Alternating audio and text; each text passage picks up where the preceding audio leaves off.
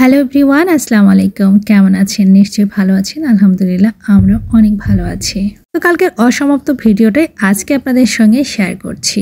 গতকাল গিয়েছিলাম রংপুর তাজহাট জমিদার বাড়ি। যাদের বাড়ি রংপুরে তারা তো একটিবার হলেও সেখানে ঘুরে এসেছেন, কারণ এত সুন্দর একটা জায়গা না গিয়ে কি আর থাকা যায় বলেন।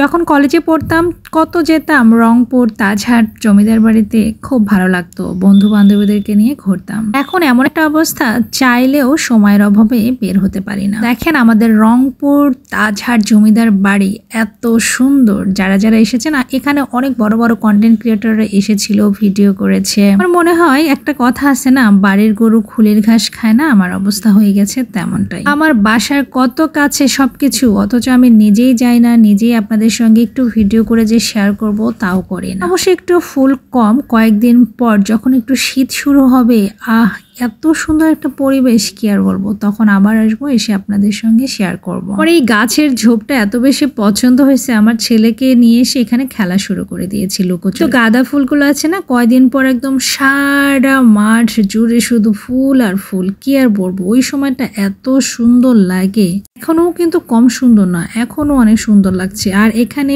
প্রায় প্রতিদিন অনেক অনেক মানুষ এসছে, তবে সম্ভবত মঙ্গলবারের দিন বন্ধ থাকে। ভিডিওটা চাইছিলাম যে ফার্স্ট না করে এডিট করতে, কিন্তু হয়নি, কারণ ভিডিওটা তখন অনেক বড় হয়ে যায়। আর আপনারা তো বড় ভিডিও দেখার মতো আপনাদের ধৈর্যও নাই। ওই যে মামার ঝালমুড়ি কিনেছিলাম, সেটাতে ভিতরে এসে বসে বসে খাচ্ছে। খাওয়া দাওয়া শেষ, ভাবলাম একটু জমিদার বাড়িতে এসেছি, জমিদারের বাড়ির ভিতরটাও তো একটু দেখতে হবে, তাই না? সাথে আপনাদেরকেও দেখাতে হবে। কতদিন আগেকার এই জমিদার বাড়ি, অথচ দরজাগুলোই লোহার যে গেট, দরজা জানালা এত সুন্দর, এত মজবুত, কি আর বলবো। আমার আব্বু গল্প করে সব সময় যে আগেকার জিনিস কিন্তু অনেক মজবুত, অনেক ভালো। আর এখন তো বেশিরভাগই 2 নম্বর। একদম ঠিক কথা। কিন্তু এখন আমাদের জীবন চলতেছে একদম ফাঁকিবাজের উপরে, কোনো রকম আর কি। জমিদার বাড়িতে ঢুকে আমার নিজের বাড়ির কথা মনে হচ্ছে, ইস কবে আমার একটা বাড়ি হবে, সেখানে আমি আমার মনের মতো করে সাজাবো। আমার মেয়েকে বলছি, গ্রামে চলো একটা এরকম জমিদার বাড়ি। আমাদের যেহেতু এত টাকা পয়সা নাই, আমরা আসলে কি দিয়ে দিব বলেন তো?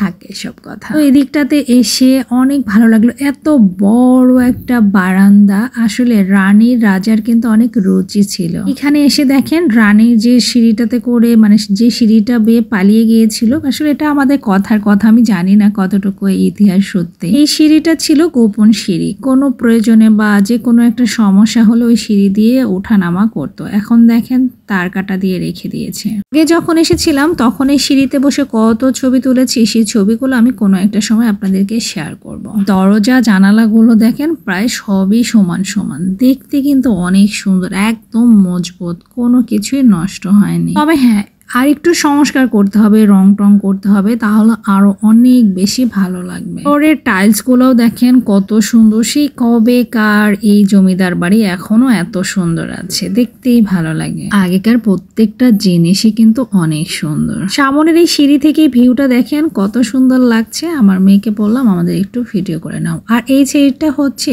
কাঁঠাল বাগান, কাঁঠাল গাছ দিয়ে ভরা। সাইডে যে মোটা গাছটা ছিল ওটা কিন্তু কাঁঠাল গাছ না, ওটা একটা পাকড়ের গাছ বলে। আমি জানি না আপনারা কি বলেন, কিন্তু আমরা আবার পাকড় বলি। তো এখানে এসে ভাবলাম একটু ঠান্ডা আছে, একটু বসে থাকে। আর এখানে অনেকেই আসছে, ভিডিও করছে, ছবি তুলছে, যার যা মন চাচ্ছে তাই করছে। আমার কাছে মনে হয় যারা রংপুরের বাইরে থেকে আসে তারা এখানে অবশ্যই আসবে, ভালো লাগে। সবাইকে নিয়ে এসে ঘুরে বেড়াতে, পিকনিক করার মতো করে, মানে যার যেভাবে মন চায়, বন্ধ থাকলে সময় কাটানোর একটা প্লেস। আর হ্যাঁ, রংপুর থেকে যারা দেখবেন তারা তো অবশ্যই কমেন্ট করে জানাবেন। আর যারা রংপুরের বাইরে আছেন তারা অবশ্যই দেখে জানাবেন রংপুর তাজহাট জমিদার বাড়ি কেমন দেখতে। আসতে মন চাইলে অবশ্যই আমাকে কমেন্ট করে জানাবেন কারা কারা আমাদের এই রংপুর তাজহাট জমিদার বাড়ি দেখতে আসতে চান। আমার এখানে আরো কিছুক্ষণ থাকতে ইচ্ছে করছিল, কিন্তু আমার ছেলের অনেক গরম লাগছিল, ও থাকতে চাচ্ছে না। আমার ছেলের আসলে আসারও তাল, যাওয়ারও তাল, করার কিচ্ছু নেই, এখন চলে যেতে হবে। এখানে দাঁড়ায় দাঁড়ায় কিছু পিকচার উঠালাম,